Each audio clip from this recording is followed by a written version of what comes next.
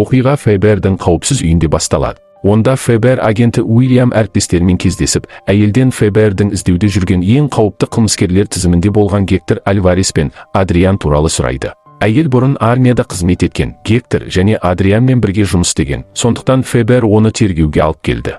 Уильям бұл әйелге Гектор мен Адрианға қатысты сұрақтарды қайта-қайта қойды. Бірақ ол әйел оларға бұл жер олар үшін қауіпті екенін және Адрианның кез келген уақытта ол жерге келе алатынын ескертті. Бұл әйелде Гектор мен Адрианның барлық жаман істерінің дәлелдері болды. Ол ФБР-ге айтпас бұрын, Гектор мен Адриан оны өлтіргісі келді. Әйел ФБР-ге барлық ақпаратты бермек болған кезде, шабуыл үй сыртынан басталды. Барлық ФБР агенттері бірінен соң бірі өле бастады. Бірақ Уильям бұл әйелді сол жерден шығаруға тырысқанда, оған оқ атылды.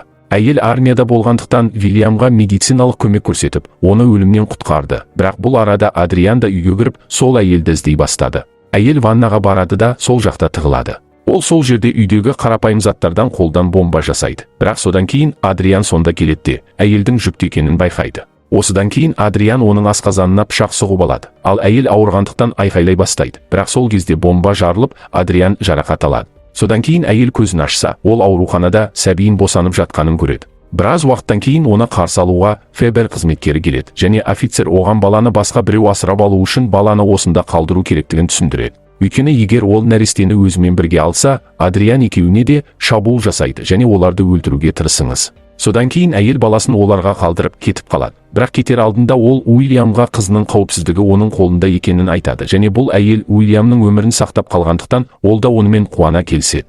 Осыдан кейін біз әлгі әйелдің алысқа кетіп, Американың сонау Аляска аймағында тұратынын көреміз. Онда ол Джон есімді досын кездестіреді. Ол оған барлық жағынан көмектеседі. Бір күні әйел Уильямнан хат алады. Уильям оны кездесуге шақырады. Әйел оны кездестіргенде, Уильям оған оның командасы Гектордың орнын тексерген кезде, оның жаңа ата-анасы Зои деп атаған қызының суретін тапқанын айтады. Бұл олардың қызын ұрламақ болғанын білдіреді. Бір күні оның қызы басқа анасымен саябақта ойнап жүргенде, Гектордың кейбір адамдары Зояны ұрлайын деп жатады. Содан кейін алыста тұрған әйел қызын құтқару үшін адамдарға бір-бірден оқ жаудырады. Бірақ соған қарамастан әлгі адамдар оның қызын сол жерден алып кетеді. Бірақ полицияға атыс болғаны туралы ақпарат келіп түсті. Әйел Уильяммен бірге оқиға орнынан қашып кетеді. Осыдан кейін екеуі де Гектор тұратын Кубаға жетті. Сол кезде олар Зоиды ұрлап кеткен адамды тапты, ал әйел оны қуа бастады. Уильям мен әйел Куба көшелерінде шу шығара ер адамның соңынан еріп келе жатады. Бірақ ақырында әйел бұл адамды ұстап алады. Осыдан кейін екеуі де адамнан Зояның мекен-жайын сұрады.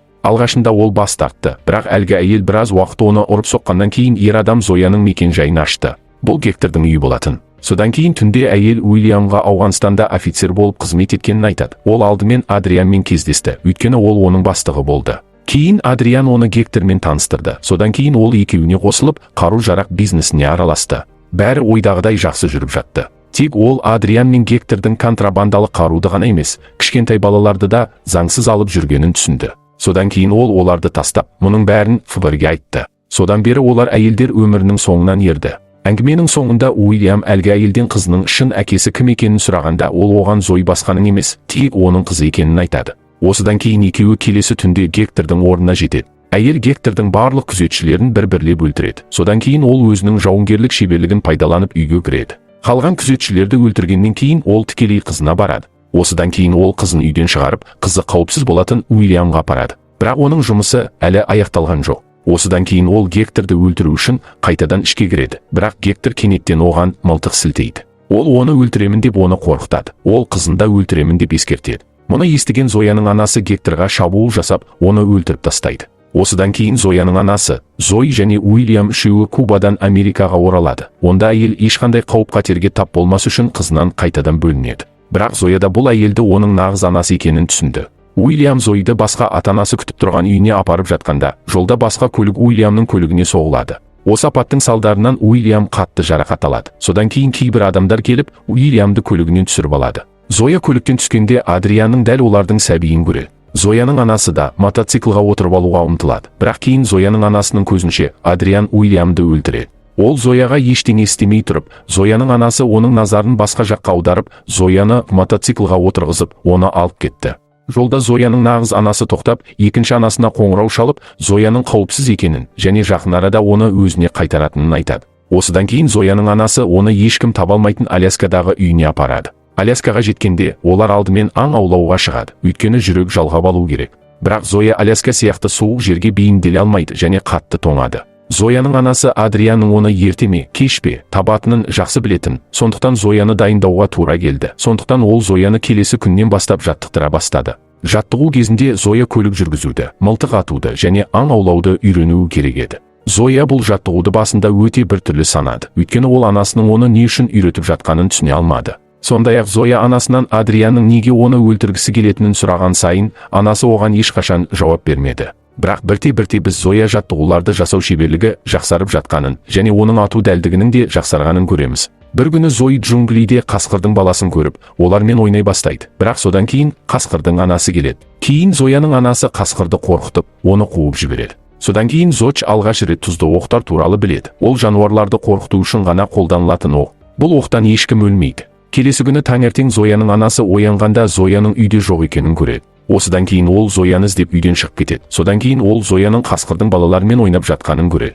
Ол оларды тамақтандырады. Содан кейін олардың бірі Зояның қолын тістеп алады. Содан кейін Зояның анасы оны жақын маңдағы ауруханаға апарады. Және дәрігер оны сол жерде емдейді.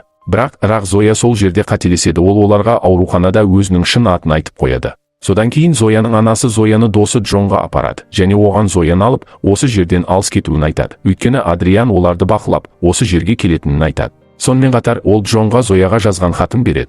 Осыдан кейін Зояның анасы оны сол жерде қалдырып, үйіне қайтады. Содан кейін Зоя анасының хатын оқиды. Онда анасы оны қатты жақсы көретінін және ол үшін бәрін жасай алатынын айтады. Осы кезде Адриан әскерімен бірге келеді. Зоя анасын жалғыз қалдырғысы келмеді. Сондықтан ол жалғыз өзі көлікпен үйіне тез қайтады. Сол жерде Адриан достарымен Зояның анасына шабуыл жасайды. Бірақ Зояның анасы мұның бәріне дайын болған. Сондықтан ол барлық жерде бірінен соң бірі жарылып жатқан миналар орнатқан. Сонда Адриан да өзінің айлакер ақылымен оның үйін қиратады. Бұл уақытта Зояның анасы бұл адамдарға әлі де шабуыл жасап жатады. Осы уақытта Зоя сонда жетеді. Содан кейін Адрианның барлық адамдары Зояның анасын тастап, оның соңынан ереді. Зояның анасы оларға шабуыл жасап, ақыры Зояға жетеді. Осыдан кейін екеуі биік ағашқа өрмелеп, өздеріне қарай келе жатқан әрбір жауды снайпер мылтығымен өлтіре бастайды. Содан кейін радио сигналы арқылы Зояның анасы Адрианнан Зояның олардың көздеген мақсат екені жайлы хабарлама алады. Егер Зояның анасы Зояның тірі қалғанын қаласа, ол қаруын лақтырып,